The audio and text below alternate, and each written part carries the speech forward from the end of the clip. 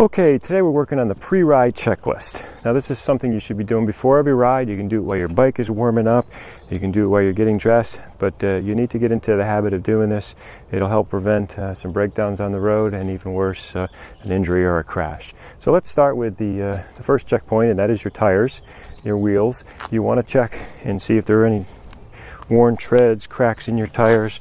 Okay, take a quick look down there, get a good view. You want to check your tire pressure. Use a regular automotive gauge, will work fine. You can get a motorcycle gauge. You want to check rear and front. You want to look at your spokes. Okay, see if there's any loose spokes. You can pinch a couple of them, and if they're tight, that's great. If they're loose, you got a spoke wrench, you want to tighten those up. If not, bring them into the shop.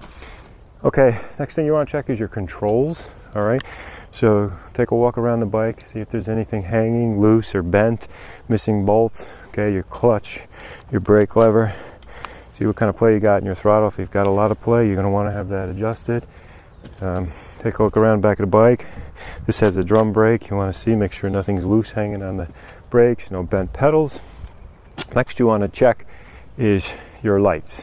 All right, very important. You want to make sure all your lights work on your bike so other people can see you. Turn your ignition on. You want to check the lights. Put your hand in front of that light. High beam, low beam. Make sure that those are working. Check your signals. Okay, left signal, front and back. Check your right signals. Okay, turn that off. Take a walk around the back of the bike. Look at that tail light. Make sure that tail light's on. You've got your headlight on. You want to check your brakes. Okay, very important. Now what you can do, so you can't see it when you press your brake or take the front brake, you can just put your hand behind there. Just make sure that brake light comes on. Make sure you check that back too.